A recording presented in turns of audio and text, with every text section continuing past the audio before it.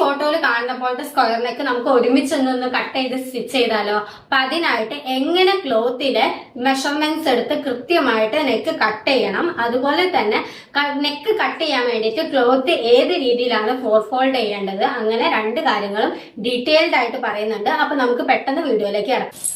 അപ്പൊ ഈ ഒരു ക്ലോത്തിലാണ് അപ്പൊ നമ്മൾ ഇന്ന് നെക്ക് കട്ട് ചെയ്യാനായിട്ട് പോകുന്നത്.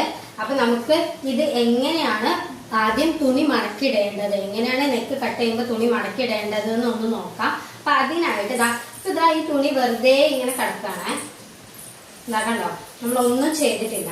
നമ്മൾ ആദ്യം ചെയ്യേണ്ടത് എന്താന്ന് വെച്ചിട്ടുണ്ടെങ്കിൽ ഇതുപോലെ ക്ലോത്തിന്റെ ഇങ്ങനെയല്ലേ ഉള്ളത്. അപ്പം ഈ ക്ലോത്തിന്റെ ഈ വിട്ടിന്റെ എഡ്ജിന്ന് ഇതിലെ എഡ്ജിലേക്ക് നമ്മൾ ഇതേപോലെ രണ്ടായിട്ട് മടക്കാം. ആദ്യം വിട്ടിലേക്കാണ് കേട്ടോ മടക്കേണ്ടത്. ഇതുപോലെ വീതിയിൽ നിന്ന് ഒരു എഡ്ജിന്ന് മറ്റൊരു എഡ്ജിലേക്ക് ഇതേപോലെ മടക്കിയിടത്തുള്ളൂ. ഇതിന്റെ അറ്റം വരെ മടക്കിയിടണം കേട്ടോ. ഈ ക്ലോത്തിന് എത്ര നീളമുണ്ടോ അത്രയും നീളത്തിലേക്ക് ഇതേപോലെ തുണി മടക്കി ടേപ്പ് എടുക്കുക. ടേപ്പ് എടുത്തിട്ട് ഈ വീതിന്റെ ആദ്യത്തെ എഡ്ജിന്ന് ഫസ്റ്റത്തെ ഒരു എഡ്ജിന്ന് നമ്മൾ എന്ത് ചെയ്യാം, അളവെടുക്കുക.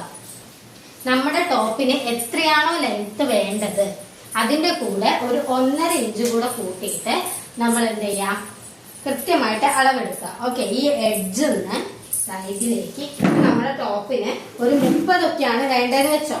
അപ്പൊ 30 സെന്റിമീറ്റർ ആണ് നമ്മുടെ ക്ലോത്തിന് ലെങ്ത് വേണ്ടത്. ഈ ഷോൾഡറിന് ഇവിടേക്കുള്ള ലെങ്ത് ആണ് നമ്മൾ നോക്കുന്നത്.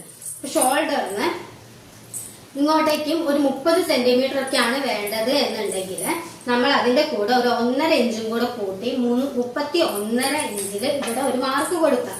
അതിനുശേഷം നമ്മൾ എന്ത് ചെയ്യാം, ഈ ഭാഗത്തിന്റെ എഡ്ജിനെ നമ്മൾ മടക്കി വെച്ച ആ എഡ്ജിന്ന് ഈ 31.5ലേക്ക് ഇതുപോലെ ക്ലോത്ത് മടക്കിയിടാം. ഓക്കെ, ക്ലോത്ത് 4 ഫോൾഡ് ചെയ്യുന്ന രീതിയാണ് ഇപ്പൊ കാണിച്ചത്.